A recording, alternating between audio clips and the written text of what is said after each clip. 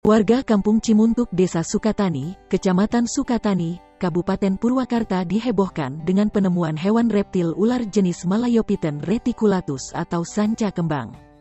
Dari informasi yang dihimpun, penemuan ular tersebut terjadi pada Rabu, 28/7, sekitar pukul 16 waktu Indonesia Barat.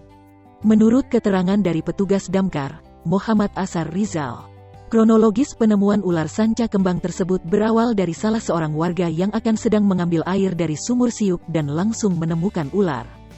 Awalnya warga yang mau mengambil air ke sumur siuk kalau orang sini bilang dan menemukan ular tersebut sehingga langsung melaporkan kepada kami, kata Asar saat ditemui di kantor DPKPBD Purwakarta. Kamis, tanggal 29 Juli tahun 2021.